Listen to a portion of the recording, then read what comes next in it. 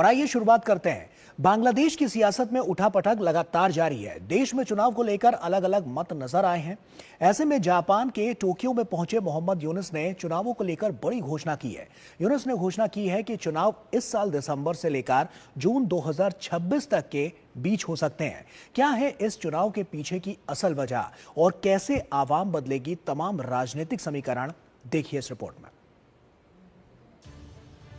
आंतरिक असंतोष, सेना का दबाव, युवाओं का आंदोलन सब मिलकर बांग्लादेश को चुनाव के रास्ते की ओर धकेल रहे हैं। लेकिन अंतरिम सरकार के मुखिया अब भी चुनाव के लिए कोई निश्चित समय नहीं बता रहे हैं। हालांकि हाल की घटनाओं के बाद चुनाव के मुद्दे पर उन्होंने अपनी जुबान तो खोली है, लेकिन ढाका में नहीं बल्कि टोक्यो में।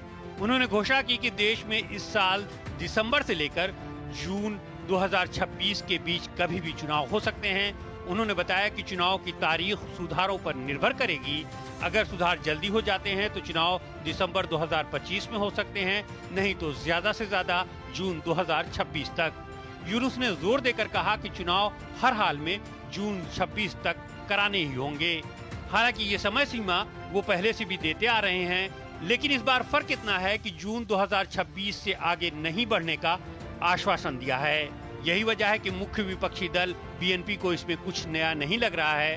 पार्टी के कार्यवाहक अध्यक्ष तारिक रहमान यूनुस की समय सीमा को धुंधली तारीख और लोगों को भ्रमित करने वाला बता रहे हैं। उनका कहना है कि इससे काम नहीं चलेगा, बीएनपी को एक निश्चित रोड मैप चाहिए। बीएनपी का तर्क है कि पूर्व में कार्यवाहक सरकारें 3 महीने में ही चुनाव करवा चुकी हैं, तो आखिर 10 महीना बीत जाने के बाद भी यूनुस तारीखों का ऐलान क्यों नहीं कर रहे हैं। बीएनपी का आरोप है कि सरकार तथाकथित सुधारों के नाम पर लोकतांत्रिक प्रक्रिया को पटरी से उतारने की कोशिश कर रही है। यूनुस की घोषणा भले ही एक समय सीमा की उम्मीद देती हो, लेकिन चुनावी तारीख तय न होना अब भी राजनीतिक अनिश्चितता बढ़ा रहा है। कई राजनीतिक विश्लेषक सवाल उठा रहे हैं कि क्या यह सिर्फ चुनाव टालने की रणनीति है या वास्तव में सुधार प्रक्रिया को मजबूत करने की जरूरत। सेना प्रमुख कह रहे हैं कि व्यवस्था में बड़े बदलाव का फैसला कोई लोकतांत्रिक सरकार ही ले सकती है, लेकिन यूनुस अब भी सुधार और बदलाव पर अड़े हुए हैं। तो आखिर यूनुस किसके दम पर अपनी जिद छोड़ने के लिए तैयार नहीं है? क्या वो कट्टरपंथी ताकतें हैं जिनके दबाव में यूनुस पर काम करने का आरोप लगता रहता है?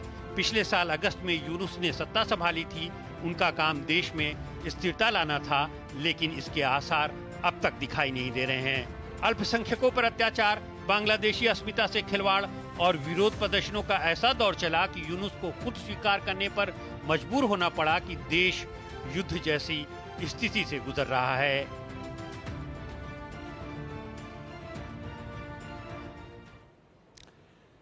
तो चुनाव की समय सीमा जो है वो तय की जानी है और यही है साफ तौर पर यूनुस जो लगातार इस बात को लेकर आगे बढ़ते हुए अपनी बात रख रहे हैं। लेकिन ऐसे में सवाल यह है कि क्या अगर दिसंबर में चुनाव होता है तो क्या बड़ा फेरबदल यहां पर नजर आ सकता है? आइए इसी पर चर्चा करते हैं। प्रोफेसर संजय भारद्वाज हमारे साथ जुड़ रहे हैं, school of international studies JNU. Sir बहुत स्वागत आपका संजय जी। और उसी के साथ सबसे पहला मेरा सवाल जो है वो आपसे यही है कि अभी जो मौजूदा स्थिति हम यहाँ पर देख रहे हैं वो साफ तौर पर किस ओर इशारा कर रही है कि अगर दिसंबर में चुनाव होता है या दिसंबर से जून तक 2026 तक अगर चुनाव होता है तो ये क्या संकेत आगे आने वाले समय के लिए दिखा रहे हैं जो यूनिस के लिए रहेंगे और उनकी नीतियों के लिए रहेंगे?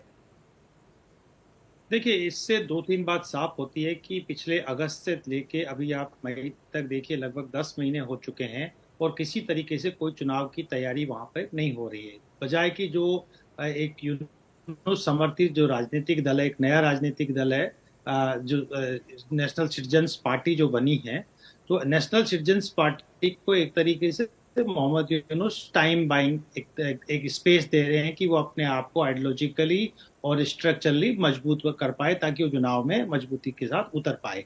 दूसरी बात कि वो साफ तारीख नहीं दे रहे। निश्चित रूप से बीएनपी के लीडर ने ये बात कही है कि ये अनक्लियर है और अनसर्टेन है कि दिसंबर में चुनाव कराएंगे कि जून में कराएंगे। अगर जून में कराते तो ये बात मान के चलिए कि लगभग 1 साल का समय है। तीसरी बात जो आती है कि जो सरकार अभी है वो बेसिकली अनइलेक्टेड और अनकॉन्स्टिट्यूशनल गवर्नमेंट है। कोई किसी तरीके का कॉन्स्टिट्यूशन में प्रोविजन नहीं है। पहले जो केयर टेकर की गवर्नमेंट की व्यवस्था थी संविधान के 58B आर्टिकल में, वो भी 3 महीने में चुनाव कराने की बात उसमें प्रायोजित थी।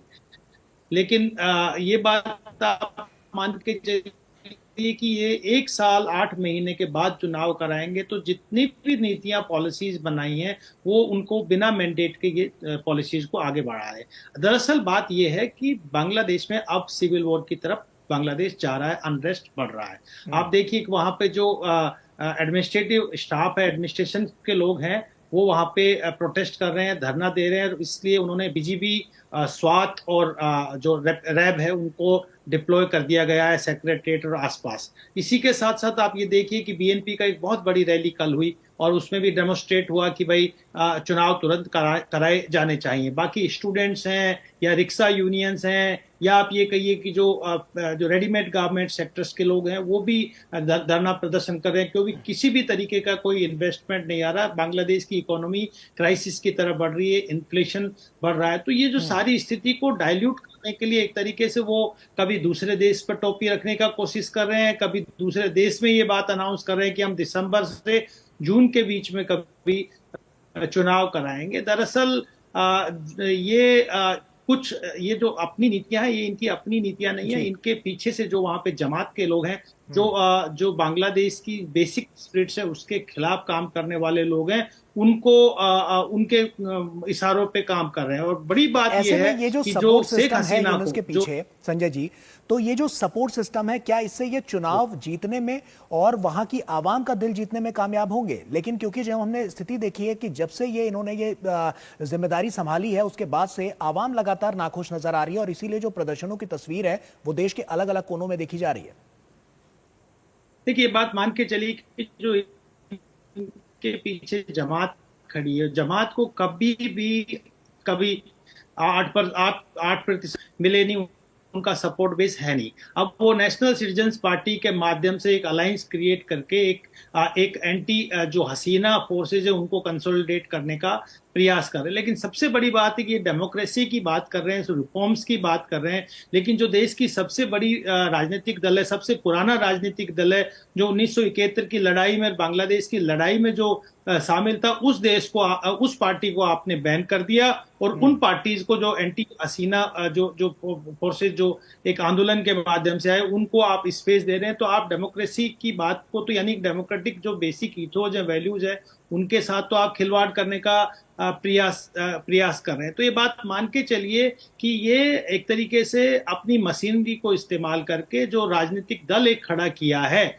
उसको चुनाव में फायदा देने का सारा प्रयोजन हो रहा है। ये बात बीएनपी समझ रही, जो दूसरा राजनीतिक दल है बांग्लादेश नेशनलिस्ट पार्टी, जिनके तारिक अनवर अभी बैठे हैं लंदन में। उन्होंने तारिक ने इशारा भी कर दिया कि बेसिकली टाइम बाय कर रहे हैं, क्योंकि आज अगर मैंडेट होता है, आज इलेक्शन होता है, तो बीएनपी को निश्चित रूप से इलेक्टोरल प्रोसेस में बेनिफिट होगा, वो सत्ता में आ पाएंगे। और इसी चीज को अवॉइड करने के लिए कि बीएनपी सत्ता में नहीं आए और नेशनल सिटीजन्स पार्टी जिसका वर्चस्व मोहम्मद यूनुस का जिसका वर्चस्व है और जमात का भी जिस पर वर्चस्व है, उस पॉलिटिकल पार्टी को ये सत्ता में लाने का कोशिश कर, वो जनता के स्पिरिट्स को नहीं कर। देखिए, वो बात मान के चलिए इश्यू बेस्ड पॉलिटिकल पार्टी है, कुछ स्टूडेंट्स आंदोलन खड़ा हुआ, उसके माध्यम से ये पार्टी निकल के आई, लेकिन इसका कोई स्ट्रक्चरल प्रेजेंस बेस नहीं है, कोई बांग्लादेश थ्रू आउट बांग्लादेश में अपना इनका प्रेजेंस नहीं है।